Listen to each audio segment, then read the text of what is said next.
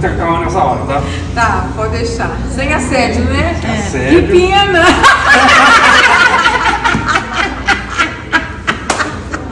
Pensei que houvesse uma atração.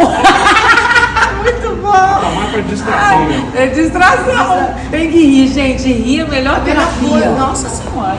Por isso que eu tô nessa yoga do riso, pra deixar todo mundo rindo. Endorfina, serotonina, entendeu? Circulando.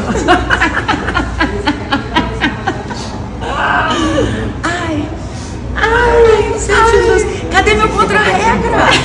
Você porque eu tô super Eu faço concentrado. tudo. Vamos lá? Vamos lá. Ei, gente, Desirê aqui para mais um Conta Mais, a realidade sem filtro. Eu, na minha vibe de inspiração, hoje eu... Ih, vamos. Papá, não tem edição, tá? Vou ter que voltar. Hoje eu trouxe uma figura e errei a câmera também. Hoje tá danado, hein? A gente relaxou muito. Oh, meu Deus. Hoje eu tô aqui com a Júnia. Ela seria, digamos, o protótipo da Patricinha Juiz Forana. Mas não estou falando de maneira pejorativa, não. É de círculo social, de tribo. Ela seria uma Patricinha hoje, nos dias de hoje. Nem sei se o nome é esse, hein, Júnia, que usa. Mas, ao invés disso, ela muito nova, rompeu as amarras sociais e se lançou para o mundo. Um mundo que não tinha fim para ela. Aprendizado de vida. Ela sobrevoava todos esses países, voltava aqui, pegava um pouquinho de água, que Juiz de Fora tem isso, né? O pessoal Muita volta água. um pouquinho e volta para lá para ter justamente essa vivência. Hoje a gente vai ouvir a história dessa guerreira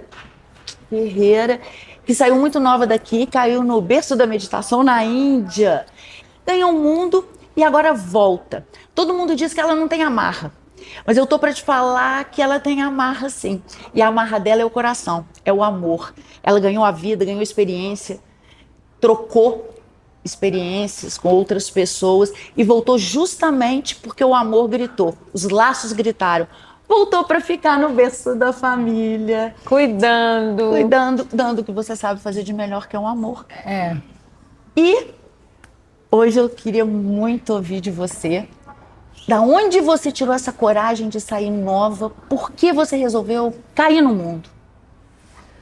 Realmente tem que ter muita disposição e muita convicção do que sua alma está gritando, né? Mas desde cedo você conseguia sentir isso? O que a sua alma gritava? Eu já fazia muita yoga sozinha em casa, horas e horas. Eu acho que eu já vim de outras vidas com esse blueprint, né? Meu corpo já sabia.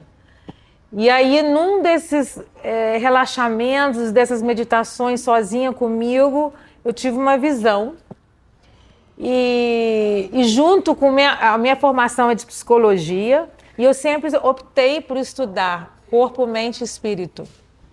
Então, desde a psicologia, 5 anos, numa melhor turma que eu já tive, porque lá eu conheci pessoas que já eram vegetarianas, que já foram me levando para sutilizar o meu corpo. Né? Quando você não come carne vermelha, você vai sutilizando. Então, você vai ficando uma sensibilidade enorme. Eu era macrobiótica, naquela época que ninguém era vegetariano. Hoje em dia é moda, né? Ser vegana. Naquela época, não. Há quantos anos atrás naquela época? Ai, gente, vamos esquecer os números, né? Mas, Não, eu preciso mas sem ter. filtro, É. uns 25 anos. 25 anos atrás é tempo pra É caralho. muito tempo. Só tinha uma loja natural na época, na Brás. E ali eu simplesmente me alimentava só de produtos naturais, meditava demais. Então, o meu corpo realmente foi sutilizando, foi abrindo para a voz do espírito, coisa que na nossa sociedade ninguém faz. Né? Tá todo mundo atrás do shopping, de adquirir coisas materiais, né? Mas no campo infinito da alma, você não precisa da matéria muito, você precisa só do interno.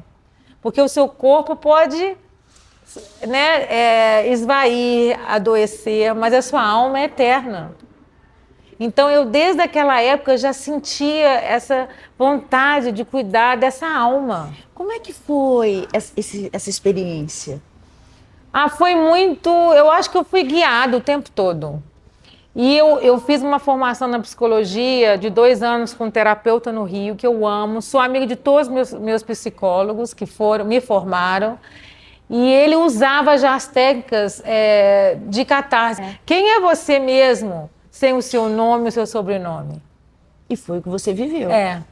Não é quem é você sem a sua carteira de identidade. E você aí foi pra lá. você vai vendo que quando você tira o seu condicionamento social, você entra em contato com o seu ser mais íntimo. Que hoje em dia está em moda, tá todo mundo, brasileiros estão indo para a Índia. Na época ninguém ia, né? Hoje em dia tem muito brasileiro na Índia, muito.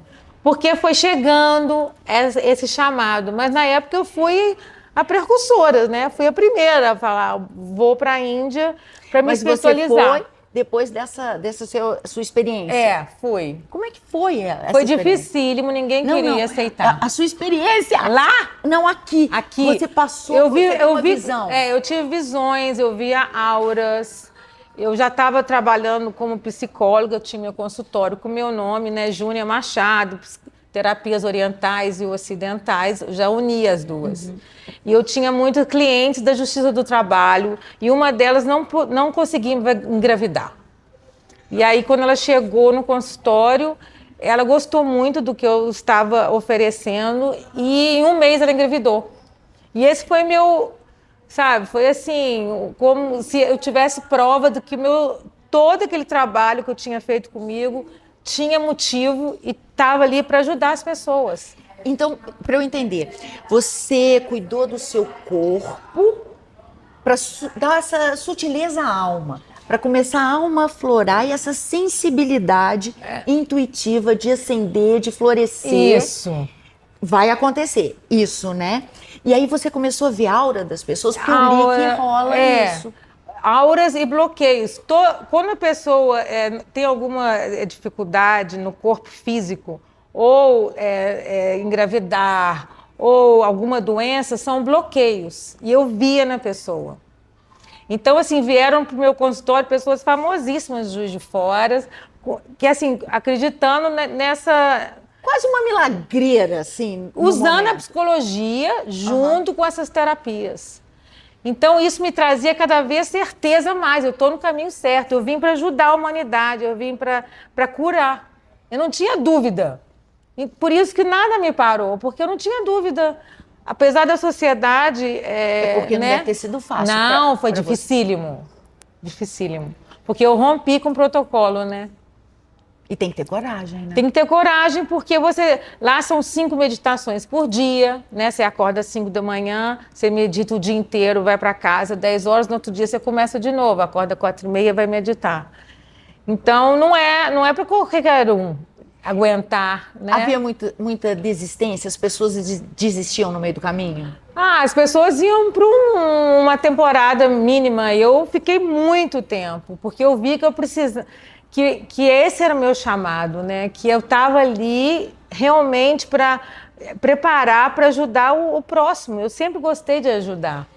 Eu sempre gostei de curar o outro, de ver por que a vida... Você se encontrou lá? Eu me encontrei, eu me senti em casa. E você ficou quanto tempo? A primeira vez fiquei quase que 1 ano. E depois? Depois eu continuei.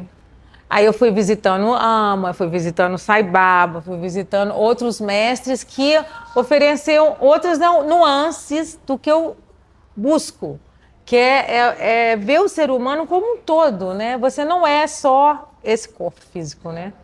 Você foi captando de cada ponto que você visitava, estudava, trabalhava, você foi pegando para criar a própria metodologia para cuidar do ecossistema da pessoa? A pessoa como...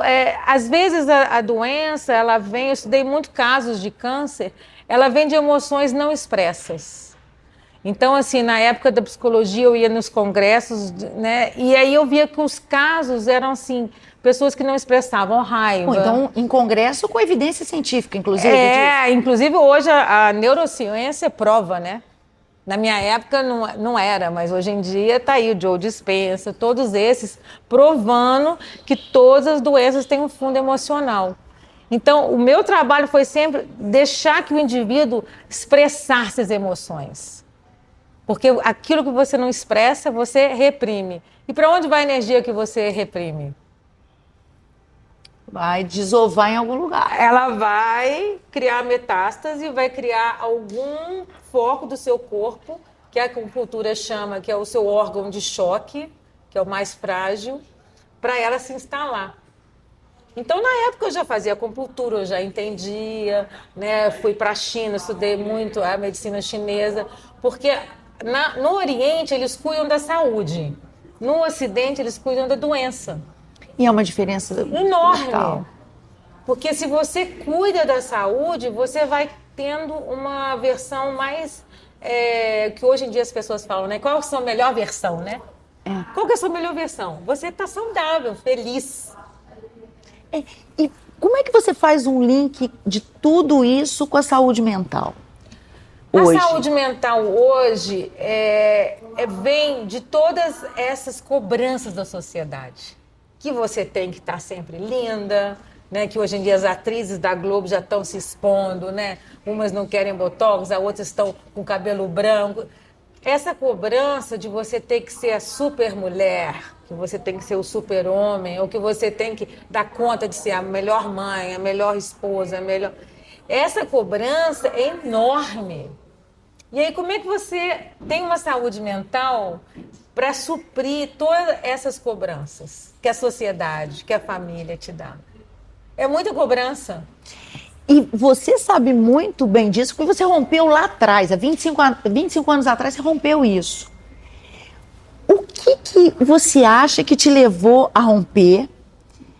E o que você falaria para as pessoas que estão passando por essa situação de indecisão, de eu não estou feliz, qual que é o meu propósito? Como é que eu me encontro? Que eu acho que as pessoas, a saúde mental vem mostrando isso, as pessoas estão perdidas. Porque elas não se encontraram a elas mesmas. E você fez isso lá atrás. Como, Júnia? Ajuda É muita coragem, é muita coragem. Eu acho que a voz do espírito, né, da alma, em mim sempre gritou muito forte. Então, a minha prioridade era escutar essa voz interna. Né? Hoje em dia existe uma febre de yoga, uma febre que a meditação está curando tudo, né? Assim, é tanto material que você pode ficar assim, o dia inteiro vendo técnicas de cura. Porque o ser humano está perdido mesmo, e perdido nas emoções, nos papéis. Mas naquela época, como eu dedicava muito à minha introspecção, o Trigueirinho me ajudou muito, né? Que saiu do corpo, que tem uma comunidade no Brasil. Como esse trabalho de introspecção, ele vai te ajudando a afinar o instrumento, que seu corpo é um instrumento, né? Então, qual a frequência que você quer sintonizar? Hoje em dia não é tudo frequência e vibração? Qual é a frequência que você quer sintonizar? É em qual? Na sua voz do ego ou na sua voz do seu coração? E aí dá o conflito. A pessoa fala, poxa, meu coração quer isso, mas a minha mente quer outra coisa. E aí você entra num conflito. E é fácil saber o que vem do coração e da mente? Você tem que levar um tempo de silêncio. E onde você tem silêncio hoje em dia? Tá todo mundo no celular, tá todo mundo na televisão. Onde você acha o silêncio? Aí não tem jeito de tem se jeito encontrar. de encontrar. Eu fechava a porta do quarto, escrevia não perturbe e ficava ali 2, 3 horas. Então já era um chamado, assim, que eu acho de almas. Quando você foi para o vidas. seu chamado, você passou por quantos países, assim, que você foi aprendendo, entendendo, conhecendo novas técnicas, novas referências nessa área?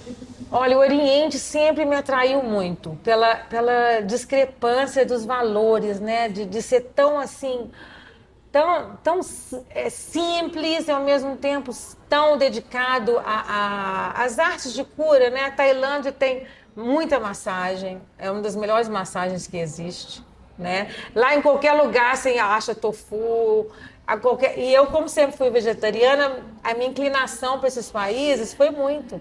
Porque aqui no Brasil era a cultura da carne, né? Então lá eu me encontrava. Então Nepal, Tailândia, recentemente eu fui para a China, Fui estudar sobre as doenças dos órgãos e como curar os órgãos através de sons e vibrações, que é um mestre que tem me ajudado muito. Eu tenho ficado com ele na Tailândia todo ano em setembro. Então, são inspirações assim, não há dinheiro que pague. E aprendizado, E né? aprendizado, porque eu acho que a humanidade está caminhando para isso. Né? Daqui a pouco a pessoa vai pagar tudo para falar assim, me dá uma paz de espírito, me dá um silêncio. Tá todo mundo desesperado. E aí você pegou isso tudo e trouxe para cá. Hoje, Isso. o que você faz? Hoje eu atendo muito com a... Na cidade de Juiz de Fora, eu estou com esse yoga do riso, que é só uma entrada para o meu trabalho profundo, né? Que são muitas mulheres que têm couraças, tensões no corpo. Mas peraí, você criou sua própria metodologia? Eu criei com as terapias integradas. E aí seria pra gente experimentar, seria uma experiência da yoga do riso. Para experimentar a yoga do riso, que está mais acessível, né? Ao público. Acessível para as pessoas entenderem qual que é o seu propósito com essa terapia holística. Até porque não existe a yoga do riso em Juiz de Fora, né? O que é a yoga do riso, né? Porque eu achei que era para eu gargalhar. Tipo isso. O que é a yoga do riso? É muito interessante porque é uma técnica milenar, mas ainda não chegou, né, na nossa cidade. Quando a gente ri mesmo do abdômen, se você rir mesmo, vai vir daqui, né? Do abdômen. E é no abdômen que todos os meridianos do corpo se encontram. Então, quando você dá aquela boa risada, você está tonificando todos os seus meridianos e liberando serotonina, endorfina, que são os hormônios do bem-estar. E a maioria das pessoas estão buscando bem-estar. Porque as dores crônicas, as pessoas têm muita dor crônica hoje em dia, né? Pescoço dói, ombro. Então eu gosto de curar as doenças do corpo. Seu foco é mulher? A maioria é. No exterior tem muito homens.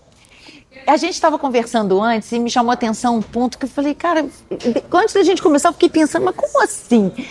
Você falou que você tem uma terapia, uma yoga, não sei qual tipo de exercício para o quadril, né? Pro ventre, baixo ventre da mulher, porque a incidência de muitas doenças na região vem na realidade de uma mudança de comportamento das mulheres frente à vida delas, à sociedade. Como é que é isso? Porque eu fui notando que muitas pessoas buscavam por endometriose. A maioria das mulheres estão tirando o útero e o ovário, e eu comecei a pesquisar. Por quê? Por quê? Né? A incidência está muito alta. A incidência te chamou a atenção a ponto de... Me chamou a atenção. Por quê que essas mulheres estão tendo que tirar órgãos fundamentais à nossa feminilidade? Então, eu fui pesquisando e é um excesso de carga. Excesso de carga. Excesso que tipo de carga? E aí vai haver milhares de, assim, que eu acho que eu não sou médica, né? Eu não tenho esse respaldo para te dar, assim, pontos que... Mais assertivos. Você está falando de uma maneira holística. De uma maneira holística. Todas as mulheres que me procuraram eram mulheres que carregavam muitas sacolas no mercado sozinhas, que tinham que pagar as contas sozinhas, que tinham que dar conta do recado sozinha. E aí sobrecarrega os órgãos femininos. Porque tá tudo linkado. Tá tudo linkado. Que loucura. Então, quando eu estudei, eu gosto de estudar a história da pessoa. Porque a história da pessoa, como é que ela dorme, como é que ela lida com o estresse. Eu faço uma anamnese completa da pessoa. Porque a sua história tá ligada aos seus sintomas. Né? Tá tudo na sua história. Como é que você acorda? Como é que você dorme? Se você dorme bem, se você não dorme bem, se você como você lida com o seu estresse? Você come quando você está estressada? Ou você fuma, né? Isso tudo são indícios de como o seu organismo está recebendo aqueles sinais de tensão que o dia a dia traz para o corpo. Não é, grosso modo falando, não é tratar os gatilhos, né? É saber a raiz do problema. É isso, não é? E fazer uma análise de como que você está vivendo a sua vida. Os seus gatilhos estão vindo por quê? De onde, né? Você se preocupa com todo, com o seu propósito, com o seu objetivo de vida. Porque você chega em Juiz de Fora, dá uma aula experimental, as pessoas, todas que fizeram, eu nunca vi isso, 100% das pessoas fizeram inscrição para fazer o curso com você, participar, né, das suas aulas. A gente não estava nem preparada para tanta gente. E você nunca pensou como é que eu vou fazer, como é que eu vou ter, nada? Nada, eu simplesmente acredito. Acredito que o universo vai Prover. E ele provém, né? E sempre foi assim? Ele já te deixou na mão? Tem que ter muita fé. Mas ele já te deixou na mão alguma vez? Não. Eu já passei muito aperto, Dê. Eu passei muito aperto. Foi muito. Mas eu passaria tudo de novo. Entendi. Eu passaria tudo de novo. Então ele nunca te deixou na mão. Porque se ele tivesse te deixado, Já você tinha não ia. desistido. Você não ia querer passar de novo. Não passaria tudo de novo. Porque o Caso que nosso confunde. próprio Paulo Coelho, né, que vendeu bilhões, que foi, né, best-seller, ele fala, você dá um passo e o universo dá 1000 na sua frente, né? Então, assim, o nosso próprio bruxinho, né, que representa o Brasil, o Paulo Coelho, ele fala disso muito. Então, assim, é quase que uma ciência. Eu acho isso fantástico, cara. Eu acho isso muito fantástico. Porque é justamente isso que as pessoas buscam, orando, falando, mas não acreditam com fé. Eu oro muito. Oro muito. Jung, numa das últimas entrevistas dele, a repórter da BBC em Londres perguntou para ele, Jung, o que você tirou das suas experiências, né, de psicanalíticas, muito nesse âmbito espiritual, né, da espiritualidade? Você acredita em alguma coisa hoje? Você tem fé? Ele olhou para ela e falou assim, eu sei. E isso que você me passa, eu sei que eu preciso disso. Eu sei que eu tenho que ir para ali. Eu sei que Juiz de Fora é muito pequeno, eu preciso ganhar o mundo e talvez voltar para vir desse jeito, para ajudar mais e mais pessoas. É uma convicção interna. Até Muito porque legal. O terceiro olho, ele não tem dualidade. Né? Nós vivemos no mundo dual, mas quando você está no terceiro olho, ele é uno. Quando você está com a unidade, você não tem dúvida. Então, eu não tenho dúvida. Você enxergava com a alma, com o peito, com o corpo, Com o coração. Com tudo. Não é mole, porque a vida me jogou de cabeça para baixo e eu tive que me desmoronar, me rever, e me montar, e me refazer, me reinventar e descobrir um outro eixo. E cá entre nós, isso deve ter acontecido várias vezes para você. Porque a gente morre o tempo todo, né? Quando a gente respira, dizem que quando a gente respira, a gente faz a morte e o renascimento, né? Eu acho que a única coisa permanente é a impermanência. Porque, cara, tudo muda. E aprender a lidar com essas situações não é o problema. É como você encara a vida, né? Ou encara e lida com ele. Nunca se arrependeu? Não, faria tudo de novo. Passei muitos apertos. Tudo de novo? Tudo de novo.